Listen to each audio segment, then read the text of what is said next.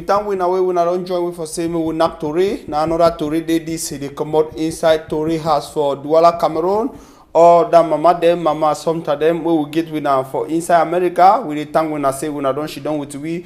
Or we now we now they did the see we inside Bamenda. We dey thank we now even all side for inside Northwest. Tori dey plenty. We now day for inside Kumbu. Even with the salon we now for Yaoundé. Even Marwa we the year fine for we now so. Tori day for today plenty. We enter first now for Tori for corner side how we ever talk before we dey start news so thing we they make news for corner side for inside Cameroon. Na weti na palava road them way people they so cry for different side. One day way they did now for Bonaberi they cry today so now for palava road way they go for cattle market for inside Douala. Them don't call talk say they so make couple get for bring eye them for that side when we not take C road they go for Bonaberi place for cow market when a place where they give plenty money for country here. Them don't abandon them know they fix them, but they that's so they for they cancel people them all day now for take money they ask waiting. Even Human Rights Watch it don't come out some strong talk now so Human Rights Watch they vex say they so people them way them be take them from prison for Yaoundé that time way some when I know saying Ngata people them be vex sometimes they inside Yaoundé they shout they sing song them Human Rights Watch talk now say waiting that people them done they suffer them plenty. Them be go through suffer plenty, them torture or other one them before them finally leave them. To read them, that's what we see for corner side. As how we family they cry for Yaoundé, I say some freaking it don't burn it for house. That thing it did not inside briqueterie for Yaoundé. What happen say picking a burn for house. We know a Sabida one, but a trouble they how the family people them it is so them they cry they also talk for them say Asha them not the year. Tori they see continue inside Cameroon it is still go on for the palava for inside in Northwest and Southwest so but one day we will get an inside Tori here we go to talk na palava Sisiko Ayokta be them when a service they so palava for say make them call for court he judge them he don't finish yesterday them don't sentence them for say them could dey so na only for inside Ngata till all their life can finish they don't give them a life sentence. We could talk about that one. We could talk palava for the one for West Region for Cameroon where some man key for picking them he take them all kill them for cut all their part for body go sell them trouble there inside that side for West Region. Bad news that way they come up for Cameroon all the time and people they cry how is someone they die inside and Northwest and Southwest. One themselves way war don't drive doctor them for their village for inside Manu division. It is so them no be get way for go for hospital when sick there for them skin. It then also na Kitu people them enter for outside for Manu they see how they go give them chook for skin. Palava for go back for school we go talk inside D time for Tori we get plenty other thing them for talk. Thank you na plenty.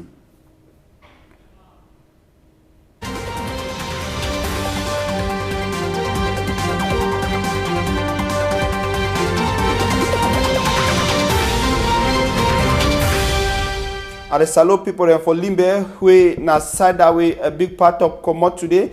He come out for one man where they call in Mulwa with the tongue Mulwa plenty. He been a Mulwa. So with the tank he plenty. What he talk for we? He talk say any pot where they on top fire, it must to go down. Any pot where they on top fire, it must to go down. Now talk that we will select them. With the tank we now continue for the Senam. We go that's so at the rhythm. Tomorrow we start today. Now with the palava for our West Region for Cameroon. Now some village they call them say Babaki. What did they happen for day? People they cry say thing will happen. Them never ever see them for some side for Cameroon. Them never hear that one. Now what did they worry people them plenty? Some man take 4 picking them so small picking them enter for bush, kill them one time. He cut their part.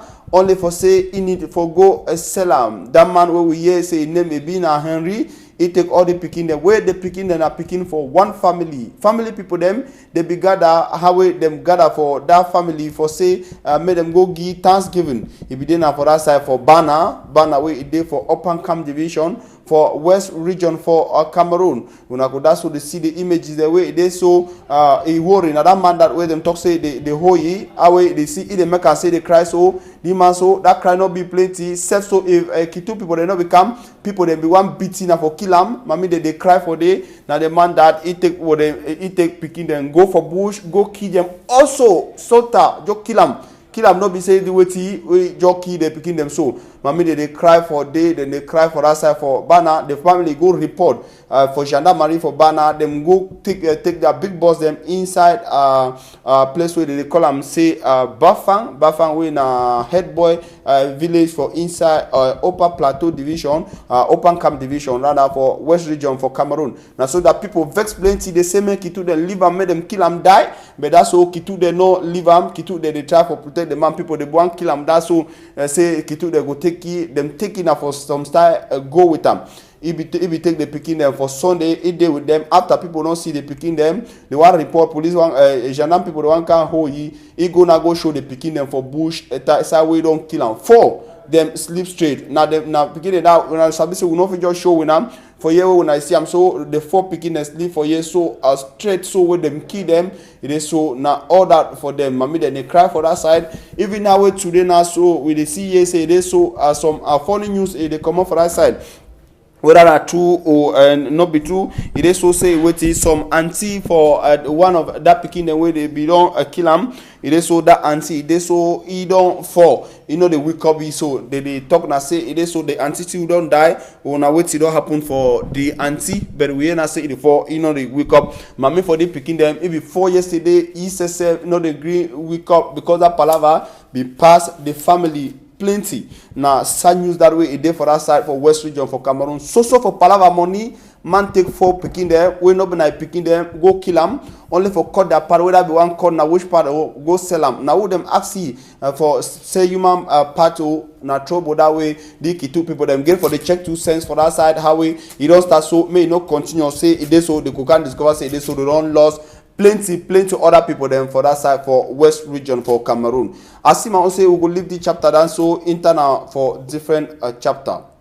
Chapter where we go internal for the na palava for Bonaberi. People for Bonaberi them had the vex plenty. What did they make the vex? Na some poto them they say the poto they don't fall na for road. We na call them na pull them and na the one for electricity you don't fall even for inside road falling pull them. So it is so since where if you don't fall people they never come move them. People the way they get right for come move them they never come move them. Country people they cry for that side say they can't move the pole they never move them. And for place where that poto them they sleep na a place where na school get for they go for day but then also school never yet start school could start small time. Worry for people they na say with you if they leave all the poto them they day for the road that pole way this will be very dangerous because if person touch them something fit happen for you even a current could shock you he die one time. So now how when they see am so now for ancient road that for Bonaberi where the thing it happen so they talk say it don't fall them call people them say make them come and move them. The people them since where they beg them say make they come move them they never move them. Even the man so where they do a business for you so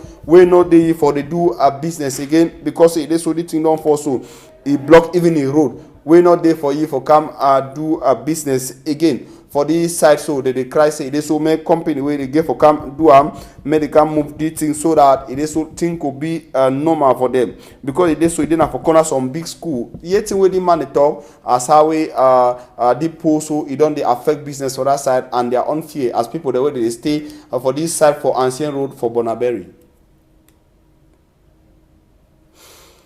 And of course, we could hear some excerpt where some man too where it talk about the falling pole them for Bonaberi. We will go give a microphone for you. He talk say they had the vex plenty for that palaver. Yes, the route and the entrance to Atlanta school. This school is here now. It poured on Friday night after the heavy rain downpour. It poured and since about 4 days today, the poor we don't expect, we don't call Sunday for come, but right up to this moment, we now see them who come in place to rescue the situation. And if you see behind me, it block our businesses here and even the movement of people. They obstruct their movements and and today at the peak of a rain season, which is very risky for the life of people. And you see now a very big entrance this way school picking them. If it will be a time for school period, discussing our children will be passing, and it will be very dangerous to the life of the people. So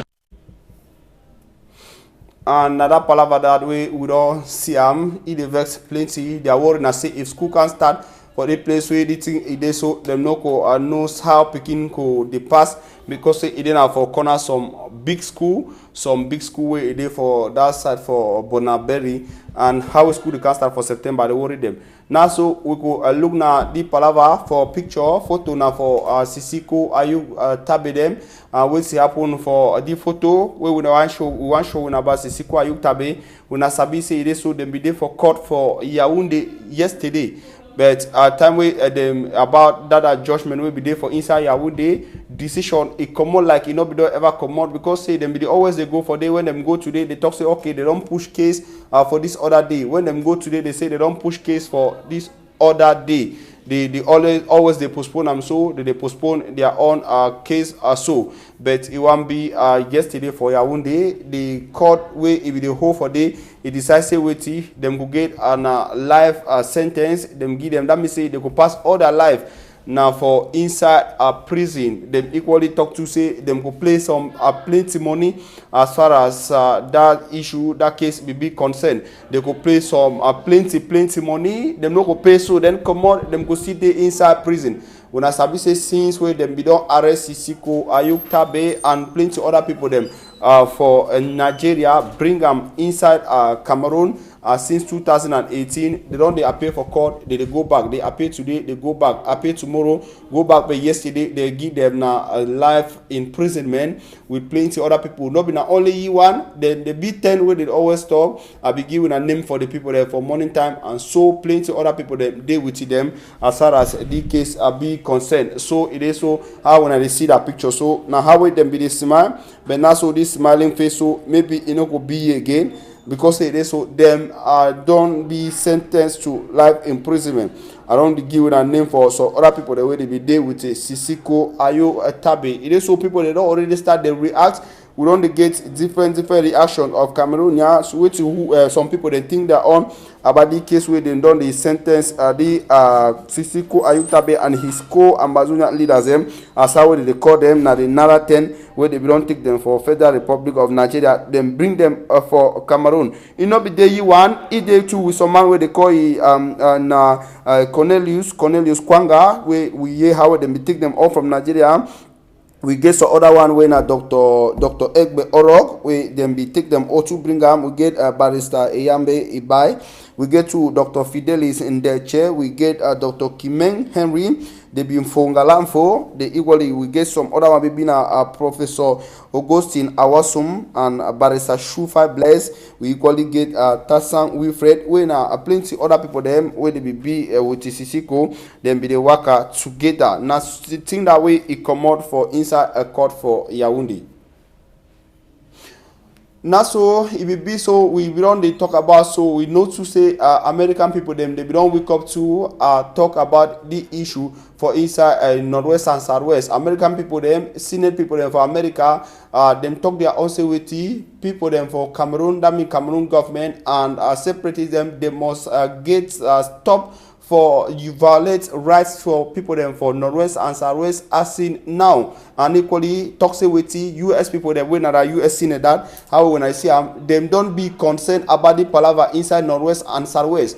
See where the wonder people they now say waiting what we see US people they don't they talk, and after again they come talk, their Congress don't talk, their Senate they talk, but they say we're on Senate for Cameroon. They say the thing they happen for different country because we never even hear where them don't she don't so join say them don't check sense on top the thing come up with some big book how they so US people they don't be concerned. So wait US senators them talk, they talk say wait Cameroon government and separatists they must engage a dialogue, that means engage dialogue like now dialogue na big ndongame wey dey go sit down for table look am say the palava is na wetin the worry is stand na for which side we get for do na wetin before say the palava stop.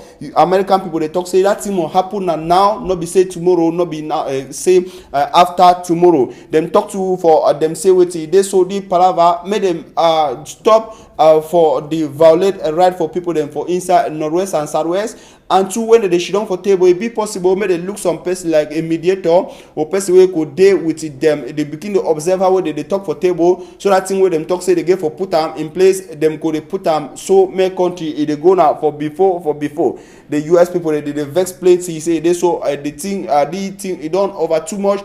I don't suffer people them for northwest and southwest plenty. They talk about plenty other one their way they don't come up for their house them. They don't even get place to stay. US people they vex for palava say they don't see say the palava it don't make so it burn people their village, burn drive people there for their house, destroy all their lives livelihood. That means say they so they just be confused for the palava. Now US senators that where they come out we not sabi now people for Donald Trump country them talk strong talk for Cameroon. But question as how I be talk this Kambana say wait till Senate for Cameroon it is she don't they do that part and they just go sit down for day after whether they go for your own they so go drink that amimbo or they go do it. I don't know because I never see me some big books some resolution where them come out like US man did that talk is then inside resolution at 292. We don't ever get one of such resolution for Cameroon apart from individual senator when they don't talk. No, if we don't get a moon at take couple because me I never see them. Now with the internet for a Palava school, we talk about big meeting where we dey inside Douala. The big meeting where they bring people them for basic education. That meeting if they so we dey inside Douala. You know so we don't tell we na back to school how we dey inside Northwest. At the time where people them inside Northwest and Southwest they see she done their own. They try for talk na say for September we gonna send pikin for school. People then they talk say oh we go send am na highway gun day. We go send am na highway all this thing they see happen. We go do na how some mommy they talk say this thing for Palava so it's good the school go be. I go wait see whether some man could send a pikin. At the time where other thing they happen inside Northwest they see ask that question say is school go there for September. For other side for Cameroon it they say na 2 Cameroon. So other side them think that they go them na Kankwe they go them fine. Big people them so na littoral regional delegate this for basic education. That's small picking that school. You don't gather big people them she don't inside Douala people they come out all the division they inside Douala littoral region rather like Mungu, Nkam, Vuri and the Sanaga Maritime. They shidong them know the answer school will start. They did the trunk can't we gonna see them so their own word and I say with they advise people and say with me wanna make sure say begin they go get enough learning that mean adequate learning and of course learning environment. It is so me wanna try for say wanna go lock all clandestine school them boy them there for different division and subdivisions them so that me were picking they no enter for school the way it no get book. Now big talk that way they worry people they inside Douala but the kind thing you see inside Northwest and Southwest. For inside Northwest and Southwest, nothing way man they go now for a village go talk for a people them. So it also school go day, school no go day, school go day, school no go day. It is see worry. So they say na different Cameroon them. Same we eating with the Oga talk. The other Oga when a big man too a head boy for a head school. Then inside Douala wait he get for talk as how way them they prepare their own with Kankwe because it be set in say school go start for them for inside September. How did they do? And of course, we talk na the except for the Oga way he get for talk to so he talk na issue for the Palava back to school. What did the Oga get for talk as far as preparation for back to school be concerned? I take some Ndongame for train with teacher them for the new school year where they come for September. This with workshop, the main purpose na say we try now for say may big people them for education for Yaoundé and the one way they look education schools them for Douala here where they call them delegation of inspectors of secondary education in the various subjects them. And then the one them where they did for Yaoundé where they degree and they are big man all them who don't call them for Atlanta here for can give this Ndongame so that as we the one go for the classroom, we teach them, they will don't be very, very fine as far as the teaching for this school year it will concern. I think I want to talk for you and say it not be easy. Atlanta now one of the first school we want try for him back, one try for come out this new styles. If we bring inspector them, may they come train with teacher them for school so that as the school year is start, may teacher not learn nothing, may all the teacher them be the same, may the teacher them be guided. Now strong talk that way they try for put them together so my school will start all different side them they inside Douala now way that big people that they put their head together for see they so school could they go on because they on fine can't quit you know they on but inside Northwest and Southwest story now different thing when I even see if they continue for Douala way picking they see they prepare themselves even physically for the place them where them get for see when I see how picking them they just jump their on for this other place because other place for learn because them did that also it is so can't quit it is so they not get a problem about say whether school could start or not. For them, a school could be very fine so the other one them they sing their own say waiting for the one them for victory so they look their own say for this side for Mungo victory them they jump down because they know say for September problem no go day them they happy but for Northwest and Southwest picking they know they look they shine so you know if you see them inside a uniform so how will they see the one them for a victory school for inside that's why for Mungo you know if you see the one them how they enjoy so for inside Northwest and Southwest so question when people did that so as I say is them go shift another day again for program back to school inside Northwest or they go still keep them for this September if they go keep them is all things go they fine is na two country there that we see them all the one them na Georgia picking them some of the one themselves where them they for this side for Mungo so they so them be done run from the Palava inside Northwest and Southwest they come day them for year they enjoy fine they look very healthy them internal for this side them the follow thing they go now for before that means say maybe we need to say all man run from that side come day now for this side before say it will be able for go school so now to read in that way we don't get them today we will get plenty other thing them but it is some time not be permit we for bring them so we go that's so they put them now tomorrow for put them all together so that me when I begin they enjoy the tour with the see our country they go for before so with the True Salon for all winner all family the way they follow we right now so family of Passiva knows them for that side for Denmark with the True Salon for winner all people the way them D for aside for America Lima as some of them with the True Salon for all winner and the talk say so Muna stay blessed even with the town malice them where they did for that side for machine them Madam Nadine work for them where they try for system all thing they find thank you now very much I want go me be couple me wanna stay with the Equinox Top House.